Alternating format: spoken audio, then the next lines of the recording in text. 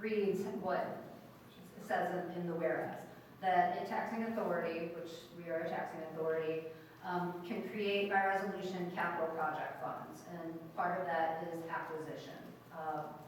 And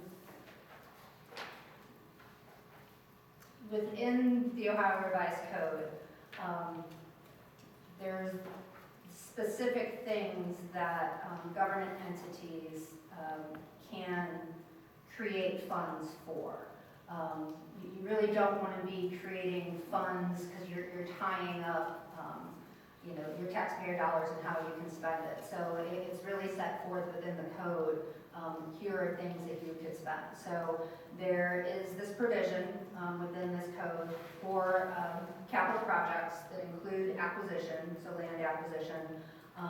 It is that, and then you have 10 years from receipt or from creation to spend those monies. So you need to put that in the resolution. So that's what we're doing. That's what we've been talking about. So that's good. I have another question. With this, if, say, some catastrophe happened, you can always have another resolution to pull money out of that fund, correct? Once it's Yeah, you would have to do a transfer between funds, so it would go back to the general fund. right. So you couldn't do it between funds, but it would go to the general. But that would go back to us and we would have to.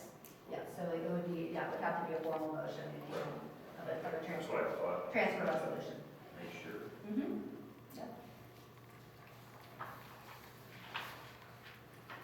And once again, I'll reiterate, we, as has been the case, we want to once again prepare for an August Budget Commission meeting, resolutions with these discussions in public session, with the fund designations, to show that we do have a plan. We do have a plan for land acquisition, for future capital needs, so we wanted to prepare adequately. So. And as everyone knows, with land acquisition, you just can't purchase land. It's when the land becomes available. So to have a Phase reserve. 2 on to get the approval. Right, yeah, exactly. So to have a reserve and to be ready to go to be able to react. So to have that reserve is really important and have that set aside for funds. We've been very fortunate in my time as executive director in the last 8 years. We've been able to purchase 2 properties in Staples Meadows, in Veterans Legacy Woods that were identified by our planning team and our natural resource management team, our park biologists, as those holdings in the county that were of ecological significance. So, yeah, having this resolution and having this part of public record, which is just show our commitment to our mission and those land opportunities. All right, we've got the motion on the table. There are no other questions. Go ahead and call the vote to approve Resolution 222, the land acquisition fund. Mr. Innocenzi? Yes. Mr. Bates? Yes. Mr. Preston? Yes. Mr. Greeno? Yeah. Okay. Next up is Resolution number 3, 2022. The revised budget resolution. In short, rather than read that one.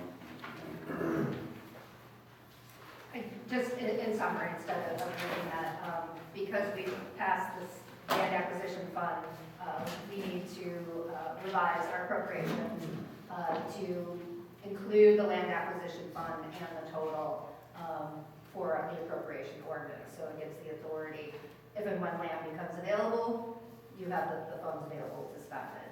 So it's the creation of the fund and the amount. It shows that there's no changes in other appropriations. It's just that creation of the fund. Thank you, Jen. Second. Thank you.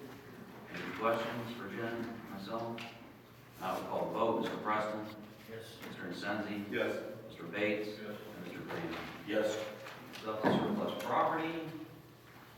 A couple items, an old Royal cash register scrap and a Sharp cash register scrap. Entertain the motion. Second. All right, we'll dispose of those items. We'll call the vote. Mr. Greeno? Yes. Mr. Innocenzi? Yes. Mr. Bates? Yes. And Mr. Preston? Yes. start with a few accomplishments.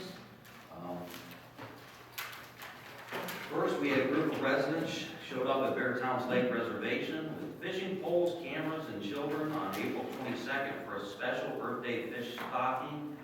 Thanks to Ohio Department of Natural Resources, Division of Wildlife for stocking 601, because that one extra, 601 rainbow trout at this park's Lower Bear Lake.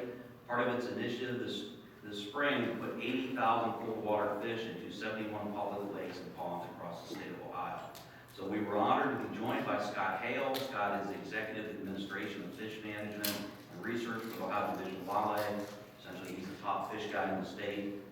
This is a new collaboration with the Division of Wildlife as we share the common goals of getting families and folks out in nature to get them outdoors. So we were grateful that it received positive press. We had coverage from the News Herald, Jog Maple Leaf, Sugar Valley Times, and a brief appearance on Cleveland.com and Fox 8. So congratulations to staff for that initiative, especially Paul Perry who lined it up for us.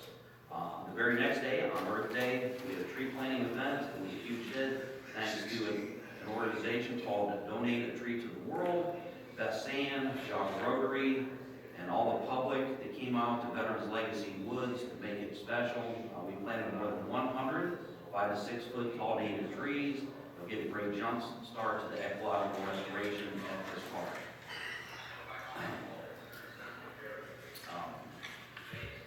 We also distributed on that day 600 free native wildflowers and trees that were grown at Kent State University's Jogger Greenhouse to more than 200 cars during our popular Earth Day drive-thru event. And thank you to our volunteers who helped, and of course our great Natural Resource Management Department for their hard work and planning. None of this would have been possible without our staff. Our naturalists in the month of April held 111 programs. They served 2,358 patrons just in the month of April. Also, welcome to Andy Abram. Andy is our new and very experienced naturalist volunteer coordinator. He comes to us from Lake Metro Parks. And finally, on April 15th, our ranger department rolled out our car counters across our most visited parks. Just in the first 2 weeks, they counted 33,435 cars through our parks in 2 weeks. Yeah, so they're the top 5 busiest parks. Imagine this, Roaring Meadows, as is the case every year. Roaring Meadows had 5,567 cars through. Beartown Lakes Reservation had 2,715 cars through. The Westwoods had 2,691. Big Creek with 2,651. And Orchard Hills with 2,024. So, great numbers coming through our parks. Year to date, on total facility reservations, 1,400 facilities reserved. So we're gearing up for a busy summer season. Total camping reservations, 397. So we generated revenue on our facilities in the amount of $76,417.50. And our camping reservation total is $14,207. So we are a busy park district. Pretty proud of those numbers. Thank you, staff, for your hard work and diligence. So, all right. That's all I have for commissioners' time. Anything from the commissioners? None? I will propose to go into executive session for the purchase of property and compensation of a public employee. Okay, thank you. Call the vote. Mr. Preston? Yes. Mr. Innocenzi? Yes. Mr. Bates? Yes. And Mr. Farina? Yes.